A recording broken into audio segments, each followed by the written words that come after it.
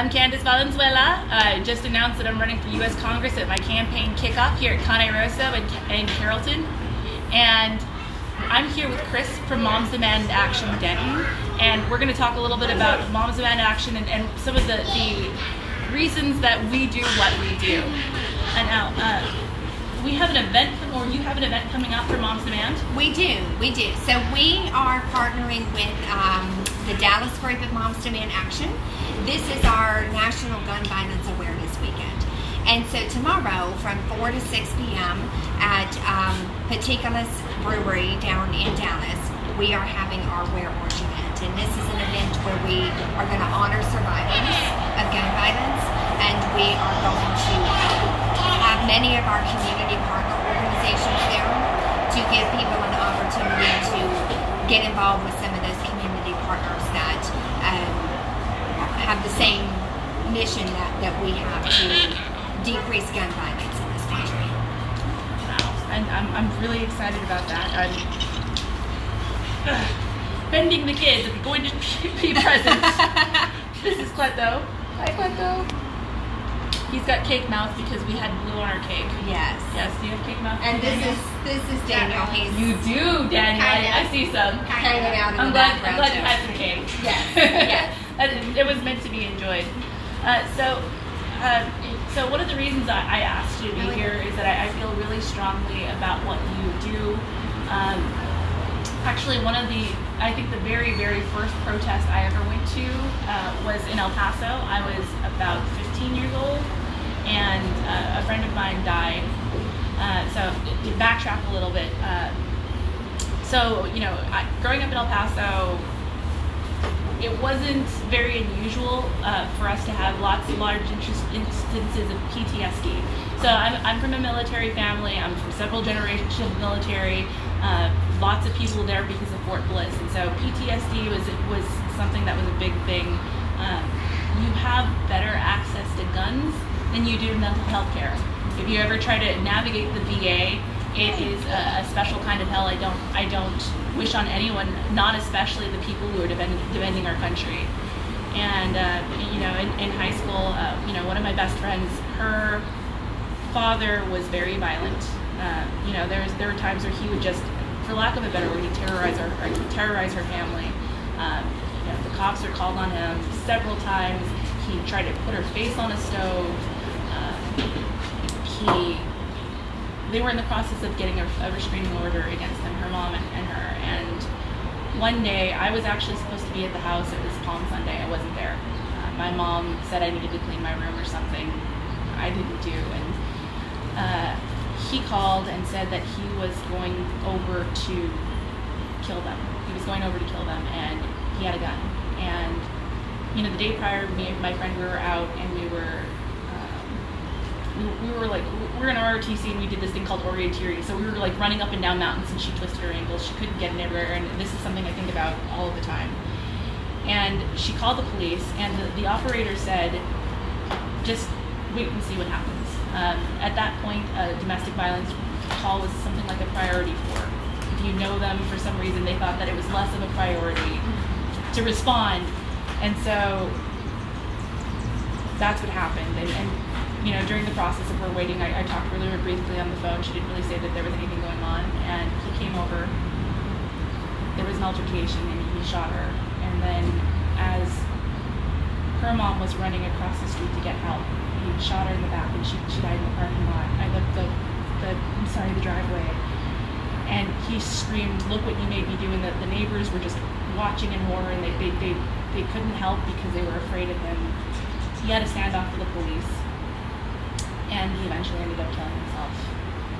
And he killed himself. He killed her family with a legally obtained gun that he shouldn't have had. There were many instances beforehand where they could have taken it away, and they didn't. Common sense gun legislation could have saved my friend, could have saved many folks, and to me, this isn't like an isolated incident. This is normal, and this isn't an incident of that's an accident. I mean, for me, I see it as a thing of design. This is something that's happened by design because people who profit from guns, they don't care about women, They don't care about families. They don't even care about the men who buy their guns. They just care about making money. And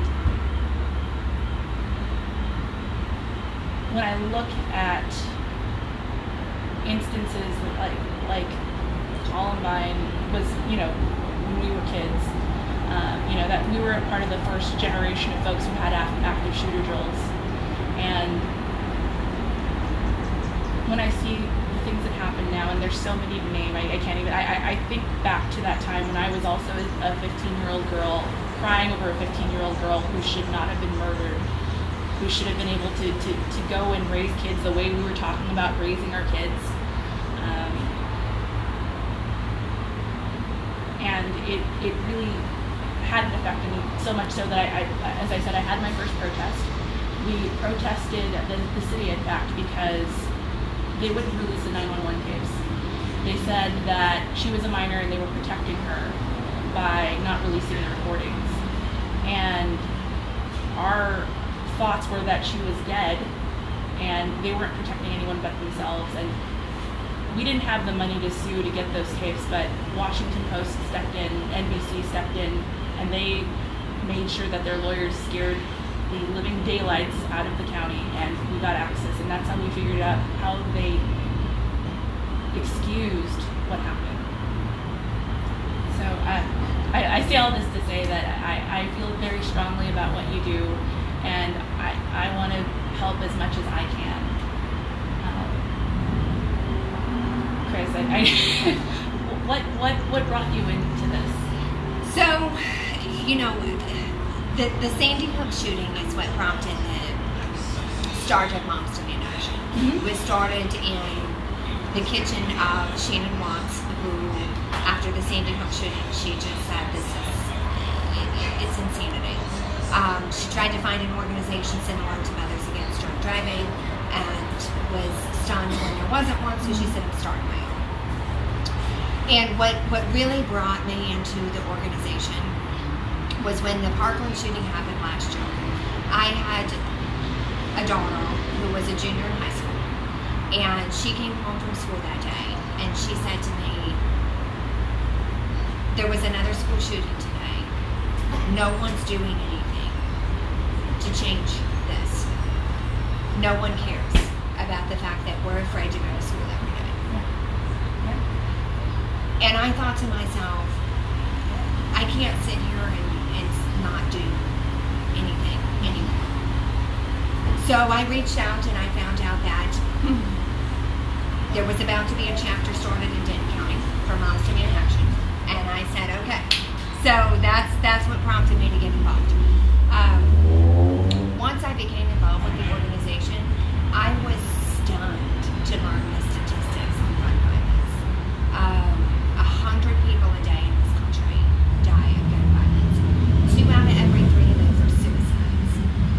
52 women a month are killed by a domestic abuser with a home in this country. And it's just, it's staggering.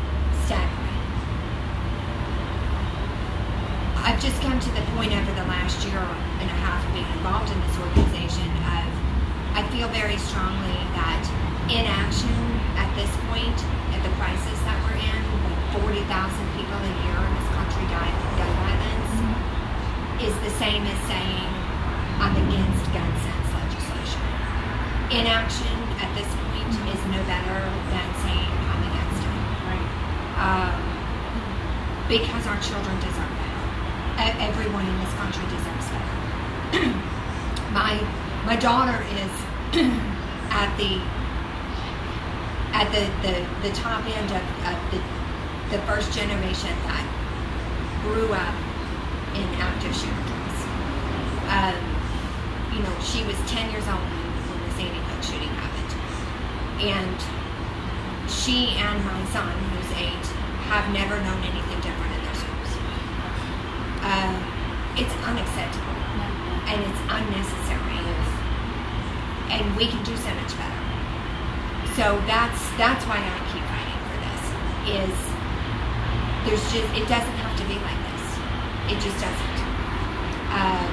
sitting around and saying, oh, that's so sad, I hate that I just saw another mass shooting happen, is accomplishing nothing. Right. Just nothing. You know, when we had the shooting in Virginia last week, the week before, it was the 152nd mass shooting in this country this year. And there has been only 150 days in this country. You know, so the vast majority of mass shootings are not things you see on the news. Yes. Most of them are domestic violence situations. Right. And what we work for as an organization is taking guns out of the hands of dangerous criminals, of domestic abusers, of people who are a danger to themselves and to other people. We're not trying to take anybody's guns who are responsible gun owners. Right. We advocate for safe storage. The amount of children that are killed in unintentional shootings, and we like to say unintentional, we don't say accidental. Right. An accident is an unavoidable situation.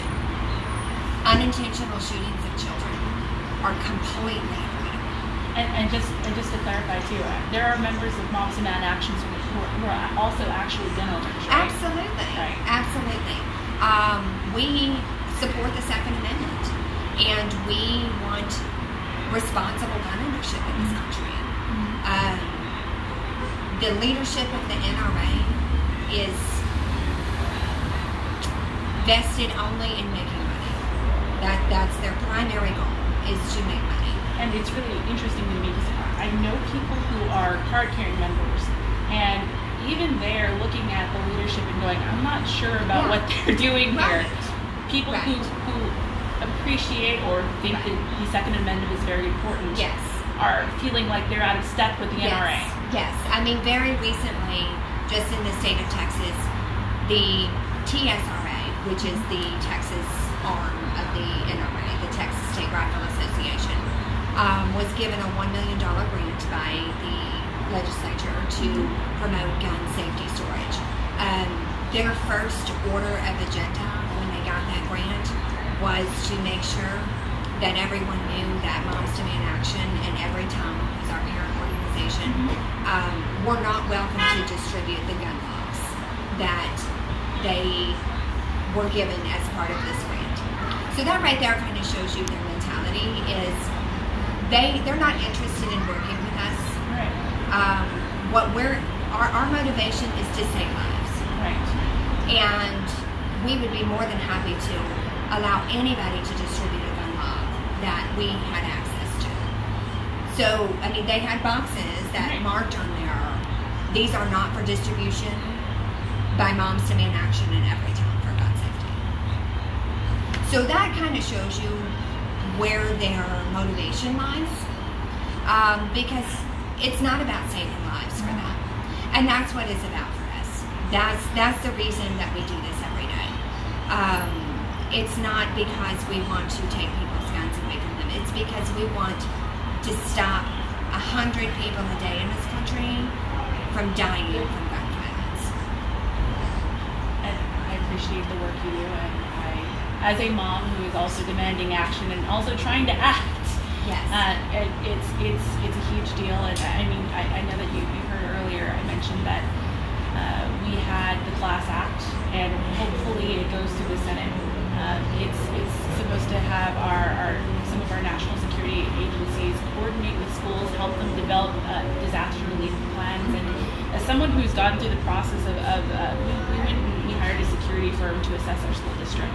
And that costs thousands of dollars to get that assessment done, thousands of dollars to develop a plan, thousands of dollars to implement, even apps and systems to make sure that there's notifications and things that we don't think about, and then we do think about them pretty strongly. And this would be one of the things that would take the burden off of schools that are already overburdened in so many different ways. And the representative here voted against it, and it's bewildering to me that would be something that happens. I'm also hoping that we start to really fund studies as a government of gun violence. We should let the CDC do it. Yes. It's crazy to me that something that causes death, especially something that is an epidemic, is not something we're allowed to look at. It is crazy. You know, that is how DWI laws were able to be enacted. That is how warnings on cigarette packages were enabled to be enacted. You know, I work in healthcare, and when a doctor fills out a death certificate, they have to tell the state whether or not that death was related to tobacco use, because they track how many deaths per year, and it's for purposes of determining how deadly cigarettes are. They don't have to do that with guns. So, you know, and even the statistic of 40,000 gun deaths a year, they believe that's actually underreported. Yes. Because they don't have to even put on the death certificate, this person died of gun violence. So, hey baby. So yes, we strongly support.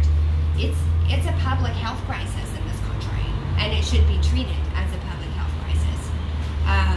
It's not political.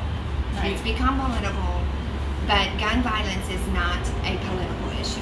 No. Gun violence is a public health crisis in this country. Yes. We have 100 people a day dying from gun violence, and 100,000 people a year injured. The long-term effects of gun violence is, I mean, we really don't even know. We really Right. don't even know. I mean, I think there are a lot of, it's really interesting.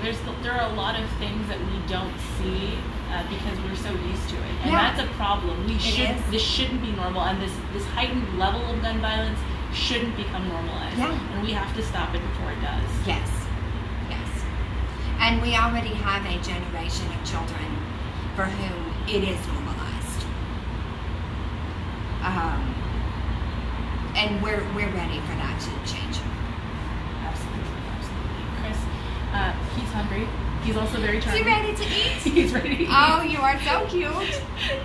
Thank you so much for taking the time to talk to me. Thank you so and much for coming. having us. And, Oh. you know, we are really excited to support you in your candidacy. And we know that you're going to be a great advocate for us. Appreciate it.